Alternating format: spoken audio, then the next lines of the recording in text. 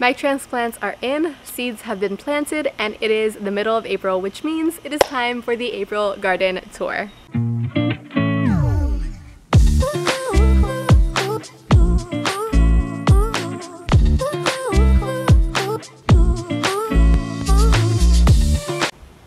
Alright guys, one of my favorite things about spring planting is seeing all of the seedlings in and all of the little seeds that I planted pop their little heads up in the soil. As you can see over there, I have a whole bunch of beans coming through, but one of my least favorite things is that the garden looks so empty and I'm not actually getting any produce for right now. However, spring has sprung and we are getting so much new stuff in the garden, and I cannot wait to share with you exactly what has been growing. Alright, so for this time around, I will start on the right side of my garden. If you're not familiar with this garden, we have about 60 square feet total to garden with. That is the entire raised bed from side to side. It starts over here. These are fence posts that we used. They are pine treated wood. There is a little bit of controversy between using pine and cedar. However, these are the cheapest things and it still gives us great produce. So I've gone ahead and used those, and a lot of like scrap wood and stuff for the trellising and the post around. So these are 2 feet across, and then each one of these are, I think, 6 feet. So we have 5 of them, which gives us 30 feet linearly across, 2 feet wide, and that is 60 square feet. All right, so over here, my tomatoes, these are Roma tomatoes, which were super overgrown in my little greenhouse, but they are doing ridiculously well. They were originally kind of leggy, and they kind of still are, but I did go ahead and I planted them super deep. So I dug basically the entire length of this for each one of these holes and stuck them in about halfway up, and that seems to have really straightened them out. Now they still need to be staked because I always stake my Roma tomatoes with the Florida weave method. I just have to actually buy the poles to stake them with, but they will be staked on this corner and 2 on that corner, and the Florida weave going in between. Once I do that, then it'll look a little bit different. They will be a little bit straighter and they won't be leaning nearly as much. They'll kind of just be a little bit more up like this. But these ones over here are doing really well either way. You can see I have come in here and dusted everything with diatomaceous earth. That is like all of the sprinkled white stuff that you see over here. Next up, let's do the cucumbers. So these are lemon cucumbers, which I've actually never grown before.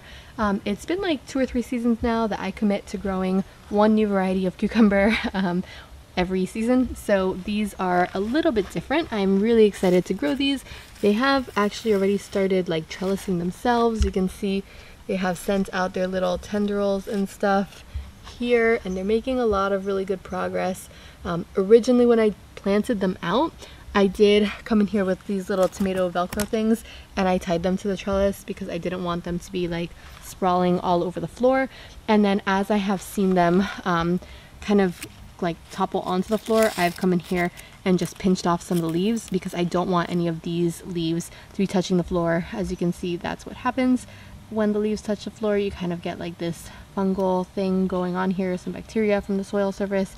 So I come in here and just do that, and then either compost those leaves or leave them in place or whatever it is. I just don't want them affecting the rest of the plant, and these are doing really well so far. I have 4 lemon cucumbers here, and I had an extra one and some extra space that I just planted over there, which I wasn't planning on, but you know, that's how it worked out. Now these little beans have been coming up quite vigorously. These are my Blue Lake bush beans, I believe it is. Now I didn't exactly count how many. I just kind of like poked holes into the soil and pressed down some beans. So they're not spaced exactly evenly. In the spots that there's still like some holes, you can see there are ones coming up through the soil. I don't want to disturb it too much, but as you can see, they are still making their way up. So a lot of them are already up, but I am expecting a whole bunch more, like that one there and that one and that one, to come up. So we should be getting a whole bunch of beans. And I planted out from, let's see here, this is the middle part of that bed, so 3 feet on this side, and that's 3 square feet, so 3 square feet. And then I have the entire side of this bed, and then even some in here, and that is all my Blue Lake bush bean variety because I love them. They are stringless. They are bush beans, so you don't have to trellis them, and they just do a really good job, and they don't get too many pests. So I would definitely recommend that variety. Now these are my, I want to say Rasenklav something or other variety of indeterminate tomato, and I planted these on the back side of the trellis because indeterminate tomatoes, if you're not familiar, they need trellis space. So these are actually my only variety of cherry tomato this season, which is a little sad for me because I really love having so many varieties, but I made a decision at the beginning of the year to stick to things that I can grow successfully and do a really good job on, and I know that we eat. On the other side of this bed, all of that, these are yellow wax beans. I forget the exact variety. I think it's like a French variety of yellow wax beans, but I'm really excited for these because I love wax beans. And the same thing for these ones are still kind of like coming up, you can see there, and the same thing, like they're doing a really good job so far, and they're kind of like being overshadowed by the tomato. But when these tomatoes start getting a little bit bigger, I will push them forward and they will trellis up, and I will use my little tomato twisty tie things here to ensure that they stay in place. Alright, so this season I ended up doing something a little bit different than I have done in previous seasons. Normally what I want to do is maximize every ounce of my garden space and plant out so many different varieties. Even if I just get a little bit of a harvest from each one, I want to try out all the seeds, and I get a little obsessed when it comes to buying seeds, as I'm sure a lot of gardeners do. But this season I decided, with everything that's going on in the world, I had a sit-down talk with Alan, my husband, and we decided that this season we weren't going to do that. We were going to opt for food security. So with everything like the food shortages that are going on, every time I go to the grocery store, things are, you know, $1 or $2 more expensive. I decided this season to play it safe and plant out a whole bunch of things that I knew worked really, really well. So I have my Roma tomatoes, which I planted out more than I've ever planted out before. I did a whole bunch of beans. If you saw like those beans I planted out 2 different types, but I planted out a whole bunch of them because last season I did get a whole bunch of beans, but it wasn't enough to actually provide a consistent harvest. So this season I am focusing on getting as much bang for your buck, if you will, instead of just trying out new varieties. Now, hopefully when I have more space at my dream home, which we are currently in the process of building on our vacant piece of land, I will have a lot more space to experiment and plant out everything I want. But if you have a small garden, if you have a small urban space like I have right here, my 60 square feet, what you're going to want to do, in my opinion right now, until things even out a little bit, or until you can get more space or get a little bit more creative with your space, what I would recommend doing is planting out things that you know are a sure garden harvest. Things like beans and tomatoes that you know can work well and that you can use them for so many other things and preserve them for later. So the same thing applies to my salad greens. You can see here I have a whole bunch of little arugula sprouts. I have arugula here, and then I have, I think this is kale if I'm not mistaken. They all kind of like look the same at this point. You can tell they are starting to sprout up. And then I have mustard, I believe is what this is. So in the previous seasons I have opted to do a whole half of a bed of arugula and then a whole nother bunch of square feet of kale and mustard. This time around I took heed on what I know from our family, and even though we have salad on a regular consistent basis, we still were not able to go through all of the salad greens. I ended up ripping up a whole bunch of salad greens and feeding them to the chickens. So this time around I went with arugula, kale, and mustard, all in this 6 linear feet by 2 linear feet. That's 12 square feet of salad greens, which I think is going to be a pretty good amount for our family. If you have a bigger family that eats a whole bunch more salad, then of course plant out more, but I don't want to waste space. So instead of doing that, I used the shadiest space in my garden, which is actually this tree here. It shades out this little area specifically in the hottest parts of the day, and actually pretty much the whole day. And so I went ahead and I planted out some salad greens. Now I also stuck this little cucumber in here. I don't know if it's going to do too well because it is a shaded out space. It does get some sun, so let's see how it ends up doing. But I have this little extra one and I couldn't bring myself to throw it in the compost because it is so cute. So we do have this extra little lemon cucumber. We'll see how it goes. And then on the other side here we have our basil. So I have some Genovese basil and some purple basil that I stuck in here. Some of it you can see has like a really deep purple color. I'm actually surprised that these did not wilt.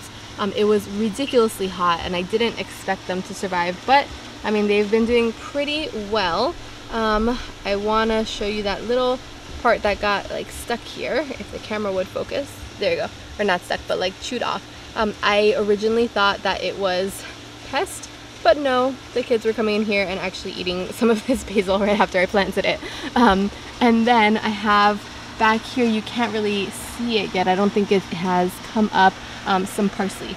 This one little thing is actually from last season. I had a little parsley sprout that stayed in place, but parsley does take a while to grow, so I'm not expecting this parsley to come up anytime soon. Probably, oh, actually, I spoke too fast. I have one tiny little thing here, and I think the rest of it will probably come up within the next week or so, but it takes a lot longer for parsley to sprout than it does for other things like beans, for instance. So, next up, and here at actually the end of the garden bed, is more Roma tomatoes. So this spot here, the sun kind of goes in that direction, and so this tree really doesn't shade this out too much, which is why I decided to switch them on my original garden plan and I put more Roma tomatoes in here, something that we can definitely use. As you can tell, they're not yet staked. They're kind of a little bit more toppling over than the other ones. These ones were kind of the extra ones that I put in here, which is why they kind of look a little not straight, if you want to call it that. I'm trying to like untangle them. But once I do the Florida weave and I get these propped up and I stake them a little bit more, I think they'll make a full comeback, so I don't think it should be too much of an issue. But yeah, these are kind of like the ones that I didn't use for the other ones. These are like the second round draft.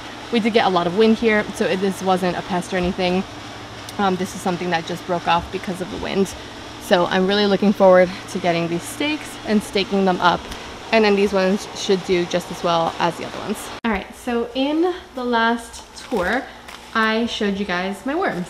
And this time around, I'm really excited to show you guys finished worm castings. I have about 4 bags of this. And right now, I'm actually brewing some worm compost tea that I just made. I'm gonna let this sit for about a day and a half or so and then use this on the food forest. I'm not sure exactly what I'm gonna do with the extra castings yet, but we have a whole bunch of them. I'll probably continue to make worm tea, and if not, maybe just use these around the fruit trees, just like that. Alright, so the last thing I want to show you guys is my little garden sprinkler. Now, I think Alan picked this up at like Tractor Supply or something for, I don't know, 10 bucks. It was like on sale or whatever. But instead of doing my drip irrigation system this time around and running line throughout the entire garden bed, we just have this little sprinkler system. It does work pretty well. It sprays water from like here all the way here and then back and forth. And it's just a really cheap solution to not having to water by hand every single day. And I do have this on a timer. So this is my little timer here. I love this timer. You can set it to, you know, at a certain time, certain duration, certain days, and you can adjust these, turn it off, cancel watering, water on demand, all of that stuff.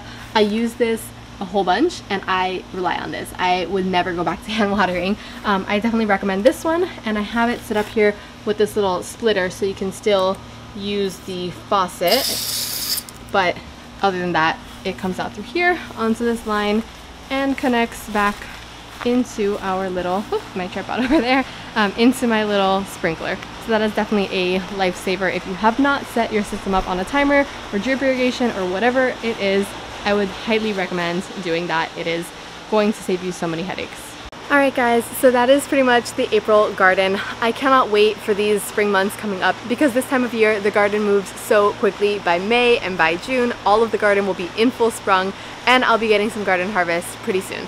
So if you like this video, don't forget to like and subscribe for more content just like this on urban gardening, urban homesteading, all of that, and I will see you in the next one. Bye!